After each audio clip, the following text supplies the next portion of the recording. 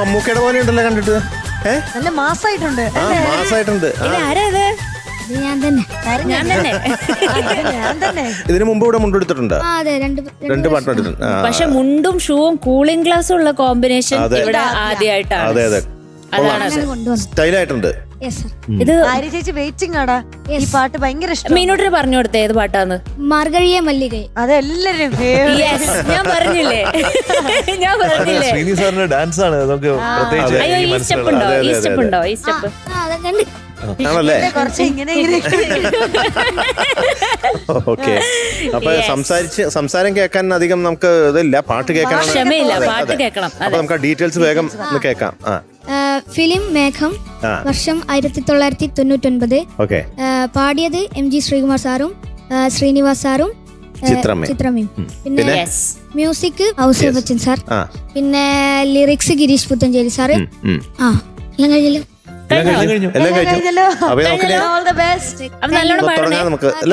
നല്ല പെർഫോമൻസ് വേണം, ഒരു മടിയും വിചാരിക്കണ്ട കേട്ടോ. മടിയില്ല. ഇല്ലല്ലോ.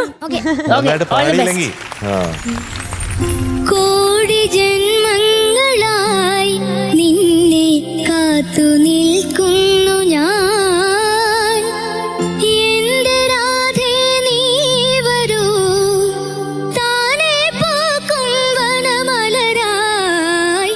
കോടി ജന്മങ്ങളായി നിന്നെ കാത്തു നിൽക്കുന്നു ഞാൻ, മാർഗഴിയെ മല്ലികയെ മന്ദാരപ്പൂങ്കുരുവിയെ, മാർഗഴിയെ മല്ലികയെ മന്ദാരപ്പൂങ്കുരുവിയെ,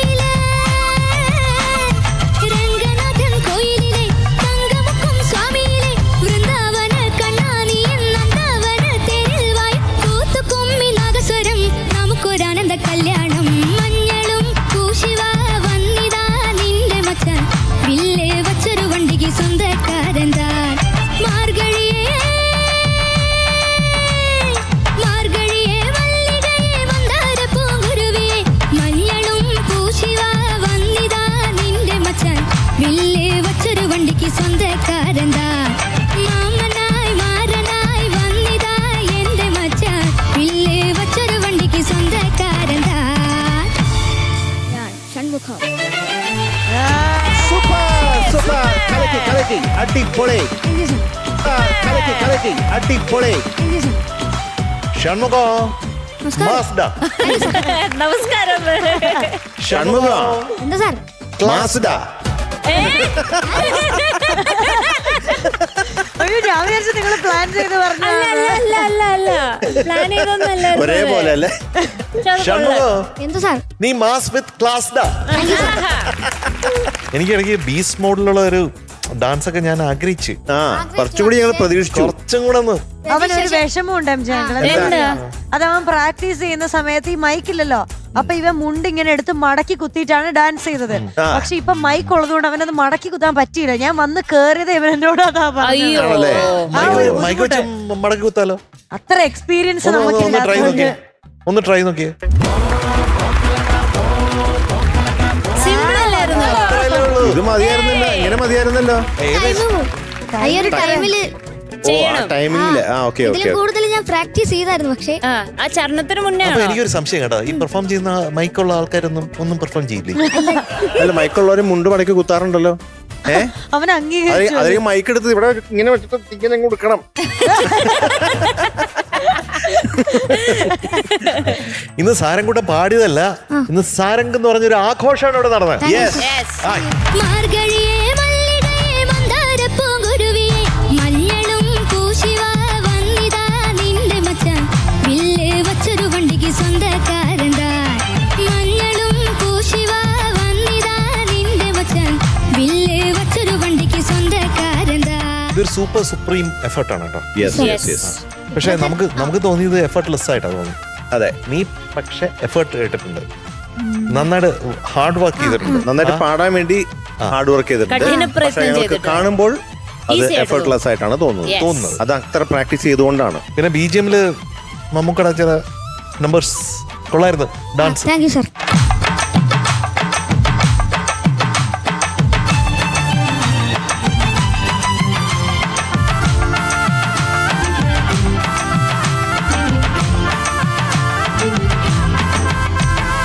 മമ്മൂക്കായിരുന്നോ ഫിനി ചേട്ടനായിരുന്നോ? ആരാന്നറിയോ? എനിക്ക് ചേച്ചിയാ പഠിപ്പിച്ചത്. ആണോ? ഏത് ചേച്ചി? ചേച്ചി വന്നിട്ടില്ല. അച്ഛന്റെ അനുജന്റെ മകളാണ്. ആണോ? കസിൻ. കസിനാണ്. ഓക്കെ. അത് ചേച്ചി ഭയങ്കരമായിട്ട് ചെയ്തോടാ. അതെ ചേച്ചി പഠിപ്പിച്ചൊക്കെ നന്നായിട്ട് ചെയ്തു. പിന്നെ എന്തൊക്കെയോ ഇനി എന്തൊക്കെയോ ചെയ്യാനുണ്ടായിരുന്നു തോന്നി. അതെ സാർ. അത് ചെയ്യാൻ പറ്റിയില്ല, അത് ചെയ്യാൻ പറ്റിയില്ല എന്നും തോന്നി. ശരിയല്ലേ? അതെ അതെ. ആ പിന്നെ ആര്യ പറഞ്ഞൊരു പോയിന്റ് ഉണ്ട്, ആ. അത് ഏറ്റവും ഇമ്പോർട്ടന്റ് ഒരു പോയിന്റ് ആണ്. എന്തായിരുന്നു? എന്തായിരുന്നു? ആര്യ അത് പറഞ്ഞല്ലോ, അതായത് ഈ പാട്ടേ ഡ്യുവറ്റാ. അതെ അത് റെഡി. അതെ ഇത്ര എഫേർട്ട്ലെസ് ആയി പാടുമ്പോ വിചാരിക്കും ഇത് എളുപ്പത്തിൽ അങ്ങ് പാടി തീർക്കാന്ന്. പക്ഷെ നല്ല ബ്രെത്ത് കപ്പാസിറ്റി വേണം. ശ്വാസം മുട്ടും. ശ്വാസം മുട്ടും. Yes, sir. ആ അനുപല്ലവിയൊക്കെ എത്തുമ്പോഴത്തേക്ക് ഉറപ്പാ ശ്വാസം മുട്ടും. ഞാനും മത്സേട്ടന് നേരത്തെ ഇങ്ങനെ പാടി നോക്കുമായിരുന്നു എത്രത്തോളം ശ്വാസം എടുക്കണം. പക്ഷെ അത് ബ്രില്യന്റ് ആയിട്ട് മാനേജ് ചെയ്യും. Thank you. സാരംകൂടാ, എപ്പോഴും ലിമിറ്റേഷൻസ് ഭേദിക്കുന്ന ആളാണ് വലിയ കലാകാരൻ. യെസ്. ആ ലിമിറ്റേഷൻസ് കംഫർട്ട് സോണിനൊക്കെ എടുത്ത് വെളി കളഞ്ഞു. അതെ ആണ് സാരംകുട്ടന്റെ ഏറ്റവും നല്ല പെർഫോമൻസ് ആണെന്ന് ഇനിയിപ്പോ പറയാം. അടുത്ത പെർഫോമൻസ് റൗണ്ട് വന്നാൽ ഇതിലും കൂടിയും മനോഹരമാകാൻ സാധ്യതയുണ്ട്. സാധ്യതയുണ്ട്. ഇപ്പൊ ഒരു ധൈര്യം എന്താവോ? ഇപ്പോൾ എനിക്കൊരു ഇപ്പൊ ഒരു ധൈര്യം വന്നു. പെർഫോം ചെയ്ത് എങ്ങനെയാണ് ഈ സ്റ്റേജിൽ ചെയ്യേണ്ടതെന്നുള്ള മനസ്സിലായി. ഇപ്പൊ പഠിക്കുകയായിരുന്നു. ഇത് പഠിക്കുകയായിരുന്നു. ആദ്യമായിട്ടാണ് ഇത്രയെങ്കിലും ഞാൻ ചെയ്തത്. അപ്പൊ ഇതൊക്കെ പഠിക്കുകയായിരുന്നു. ഇപ്പൊ എല്ലാം ആ അന്തരീക്ഷമൊക്കെ മനസ്സിലാക്കി എല്ലാം പഠിച്ചു പഠിച്ചെടുത്തു. മധു പഠിക്കുന്നേ ഉള്ളൂ, അതുകൊണ്ട് നമുക്ക് മാർക്ക് അത്രയും കൊടുക്കണ്ട. അടുത്ത പെർഫോമൻസ് ഉഗ്രനാവുമ്പത്തേക്ക് അപ്പൊ കൊടുക്കാം. അപ്പൊ കൊടുത്താൽ അതെ അതെ അതെ അതെ. അപ്പൊ മതിയോ? അതെ, ഇത് ഇവിടെ മതിയോ? റിസൾട്ട് കിട്ടുമ്പോഴാണല്ലോ നമ്മള് നല്ല മാർക്ക് കൊടുക്കണ്ടേ ഉള്ളൂ.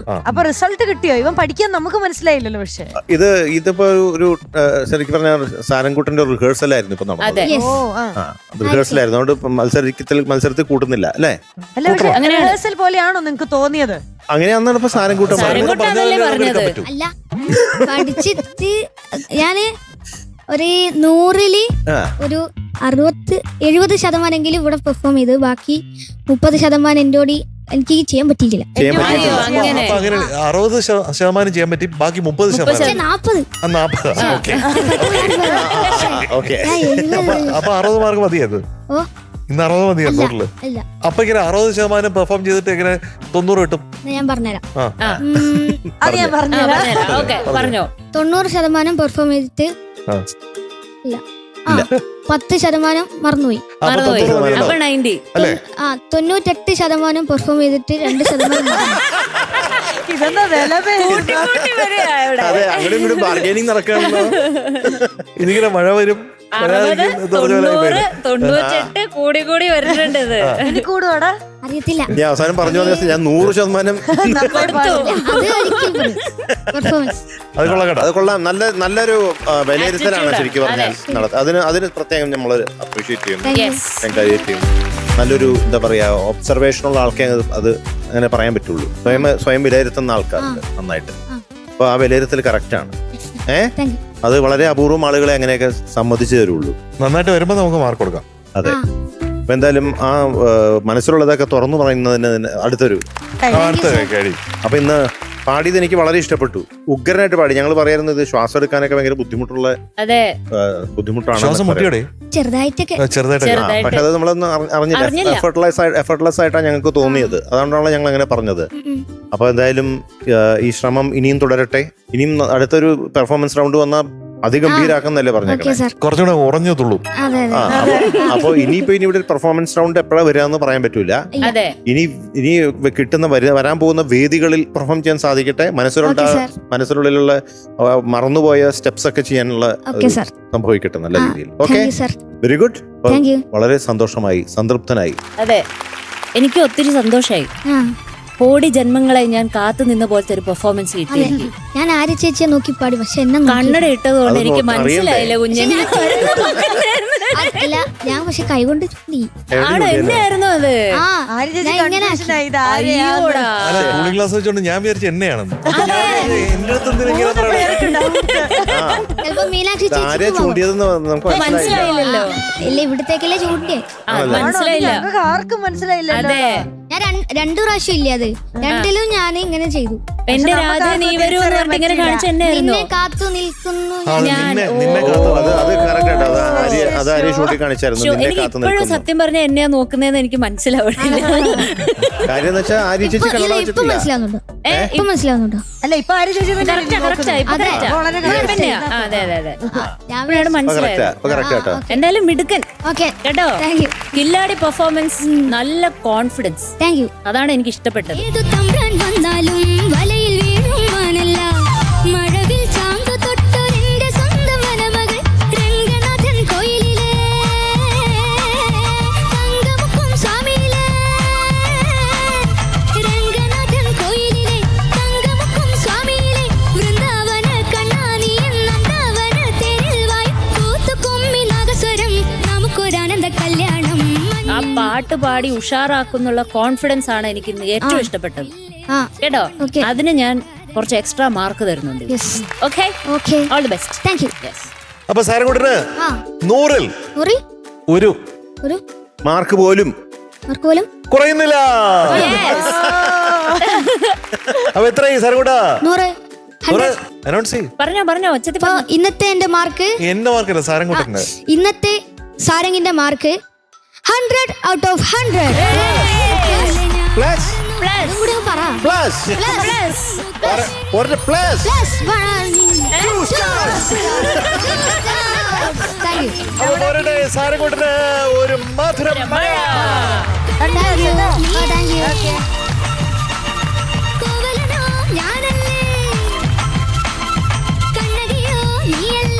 നമ്മുടെ best performer of the day ആണ് സാരംകുട്ടൻ കേട്ടോ. ആരെയാണ് വിളിക്കണ്ടേ? അരിച്ചി. ആര്യ ചേച്ചി ചൂണ്ടിയതല്ലേ? കോടി ജന്മങ്ങളായിട്ട് കാത്തു നിൽക്കുന്ന വരുന്നു. ഞാൻ ഇതാ വരുന്നു ഷൺമുഖ.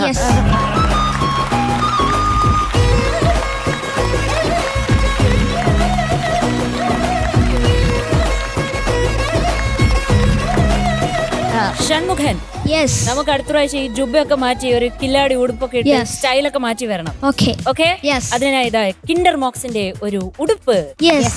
ടോപ്പ് സിംഗറിന്റെ കുട്ടി സൂപ്പർ സ്റ്റാറിന് കിൻഡർ മോക്സിന്റെ ഒരു stylish gift. Congratulations. Thank you. ആ പല്ലിന് വേണ്ടേ? മൈക്ക് പല്ലിടിച്ച് പൊട്ടിച്ചോളാം വല്ല വഴിപാട് നേർന്നുണ്ട്. സ്റ്റോപ്പർ ഇല്ല. ആണോ? ഓ ശരി. വെടി വഴിപാടിന് വെടി വഴിപാടിന് പകരം പല്ല് വഴിപാട്. ഒന്നും കൂടി പറ. ഒന്നുകൂടി പറയാം, തെറ്റട്ടേത്. ഒന്നുകൂടി പറയാം. വെടി വഴിപാടിന് സ്വയം വടികൊടുത്ത് അടി വാങ്ങിച്ച് വെടി വഴിപാടിന് പകരം എങ്ങനെ വെടി വഴിപാടിന് പകരം എന്തായിരുന്നു? പല്ല് വഴിപാട്. പല്ല് വഴിപാട്. ഒന്നിച്ചു പറയണം. നമ്മൾ കണ്ടുപിടിച്ചത് വെടി വഴിപാടിന് പകരം പല്ല് വഴിപാട്. വെടി വഴിപാടിന് പകരം പല്ല് വഴിപാട്. അവിടെ വെടി വഴിപാടിന് പകരം പല്ല് വഴിപാട്. വെടി വഴിപാടിന്റെ പകരം. അപ്പൊ എന്തായാലും തൽക്കാലം ആയുധം വെച്ച് കീഴടങ്ങാം. സാരം കൂട്ടുണ്ട്. Thank you. Bye bye. Arya ചേച്ചി. ടാറ്റാ.